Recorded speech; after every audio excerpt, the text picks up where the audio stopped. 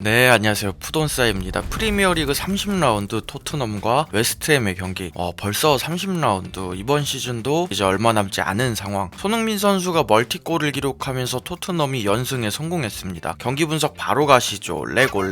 먼저 라인업을 살펴보면 이번에도 변화 없이 나왔습니다. 웨스트햄도 마찬가지로 백스리. 오늘 경기에서 토트넘은 전방 압박을 하면서 라인을 어느 정도 올린 채로 경기를 했고, 웨스트햄은 주중에 있었던 유로파리그 토너먼트 경기에서 연장전을 치르면서 확실히 좀 무거워 보였습니다. 적극적으로 전방 압박을 하기보다는 라인을 약간 내리는 시간이 많았고, 전방 압박을 하더라도 딱히 타이트한 느낌은 없었는데 이게 오늘 경기에서 중요한 포인트였죠. 손흥민 선수가 경기 초반에 빅찬스 미스를 기록하면서 살짝 불안했는데, 이번 경기에서는 손흥민 선수뿐만 아니라 토트넘 경기력 자체가 좋았습니다. 22분의 역습 상황에서 상대 센터백 도슨에게 경고를 이끌어내기도 하면서 결국 23분에 득점을 기록하는 손흥민 선수. 이 장면도 빌드업 상황에서 압박을 풀어내면서 만들어낸 과정인데, 특히 벤탄쿠르와 케인의 패스 퀄리티가 너무 좋았죠. 왼쪽 측면에서 빌드업하는 상황인데 손흥민 선수가 내려와서 공을 받는 게 아니라 케인이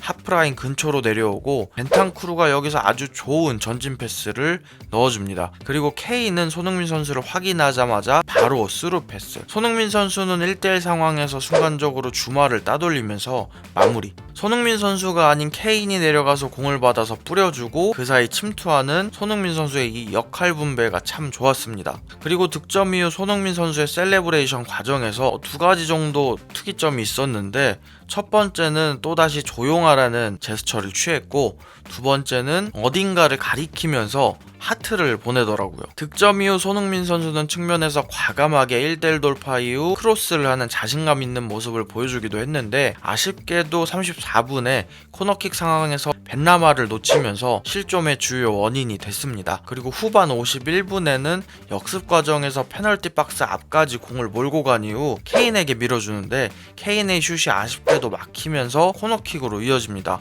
근데 이 과정에서 손흥민 선수가 공을 가지고 뛰는데도 불구하고 라이스와 거리가 안 좁혀지더라고요. 그리고 이 다음 장면이 문제였습니다. 평소와 마찬가지로 손흥민 선수가 코너킥을 처리하러 걸어가는데 뒤에서 주마가 손흥민 선수에게 공을 찼습니다. 주마는 최근에 고양이 학대로 논란이 있었는데 100% 일부러 맞춘 거죠. 이후 주마는 뭐가 하는 제스처를 취하는데 이걸 보고 저는 일부러 맞췄다는 생각이 들었습니다. 진짜 실수로 맞췄다면 보통의 경우에는 본인 의도와 다른 일이 벌어졌기 때문에 어쨌든 가서 사과를 할 텐데, 희종일관 잘못이 없다, 코너 쪽에 공을 주려고 했다 하는 제스처를 취하더라고요. 제가 봤을 때는 바로 직전 장면도 그렇고 손흥민 선수의 첫 득점 장면도 그렇고 주마가 털리니까 약간 짜증이 난 것 같아요. 근데 또 우리 앤서니 테일러 주심은 이걸 그냥 넘어갑니다. 그리고 87분 손흥민 선수의 두 번째 골 장면.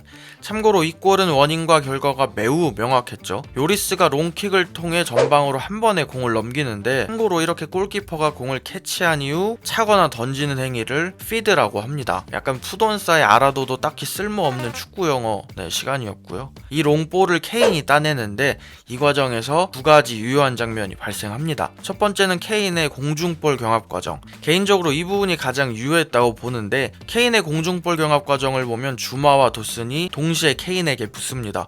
보통 이런 경우는 한 명이 경합을 하고 한 명은 떨어지는 공을 잡거나 침투하는 선수를 막아야 되는데 완전 실수죠. 평소처럼 주마가 손흥민 선수를 잡았어야 되는데 주마가 살짝 멘탈이 나간 것 같아요. 두 번째는 손흥민 선수의 침투. 공이 넘어오는 상황에서 이미 손흥민 선수는 침투를 시작했습니다. 물론 기본적인 움직임이라고 할 수는 있지만 케인을 믿고 넘어오는 공을 아주 잘 잡아놓고 깔끔하게 마무리. 이로써 손케 듀오가 합작한 골은 39골이 됐고, 손흥민 선수는 프리미어리그 통산 득점 50위에 랭크가 됐습니다. 베르캄프의 골 기록까지 4골 남았네요. 간략하게 이번 경기와 지난 경기와 달랐던 점, 손흥민 선수가 활약할 수 있었던 이유를 살펴보면 웨스트햄의 전방 압박이 좋지 못하면서 토트넘이 좀 편하게 빌드업을 했습니다. 토트넘의 히트맨만 보더라도 지난 경기에 비해서 하프라인 근처에서의 색깔이 짙은 모습이죠. 그러다 보니까 손흥민 선수가 밑으로 내려가서 공을 받아줄 필요가 별로 없었고, 자연스럽게 손흥민 선수는 좀 더 공격적으로 위쪽에서 플레이가 가능했습니다. 손흥민 선수의 히트맵을 보면 확실히 페널티 박스 부근에서 터치 터치가 많은 모습,